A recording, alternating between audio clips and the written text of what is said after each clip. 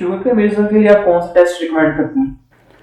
Sugar के मरीज़ों के लिए आमतौर पर जो हम बुनियादी टेस्ट रिकमेंड करते हैं वो वही है कि वो अपनी रैंडम शुगर चेक करवाए, फास्टिंग शुगर चेक करवाए, यानी कि खाने से पहले, नाश्ते से पहले वो अपना शुगर लेवल चेक करवाए और नाश्ते के 90 मिनट बाद अपनी शुगर चेक करवाए।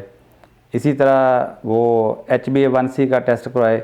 HbA1c ये 3 महीने की उसकी एक औसत शुगर होती है, जिससे पता चल जाता है कि 3 महीने में इसकी कितनी शुगर रही है। उसका कम से कम लेवल और ज़्यादा से ज़्यादा जो लेवल है वो सब का जो औसत है उसका उसमें सामने आ जाता है। इसी तरह जो पेशेंट पहली दफ़ा हमारे पास आता है उसको हम ये कहते हैं कि वो अपनी इंसुलिन लेवल का भी चेक करवाए, यानी कि वो इंसुलिन का लेवल है वो खाली पेट कराएगा। सीरम इंसुलिन फास्टिंग ये टेस्ट है, तो वो खाली पेट लेबॉरेटरी जाएगा, वहाँ से अपने इंसुलिन का लेवल भी चेक करवा कर लाएगा। उससे हमें ये पता चल जाएगा कि ये शुगर की किस कैटेगरी का पेशेंट है।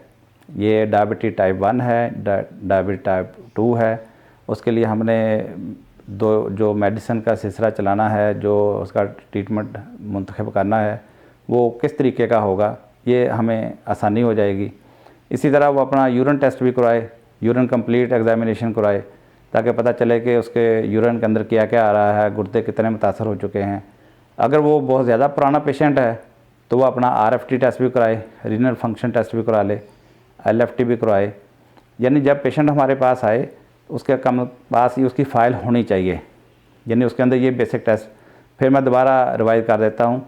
Fasting sugar, random sugar, HbA1c, serum insulin fasting और RFT, LFT, ये कुछ बुनियादी टेस्ट हैं। यानी जब वो हमारे पास आए तो ये फ़ाइल उसके पास होनी चाहिए। अगर 2-4 महीने पुराने टेस्ट हैं वो भी चल जाएंगे। मकसद ये होगा कि हमें एक एस्टीमेट मिल जाएगा कि ये पेशेंट जो हमारे पास आया है इसको हम कहाँ से शुरू करेंगे।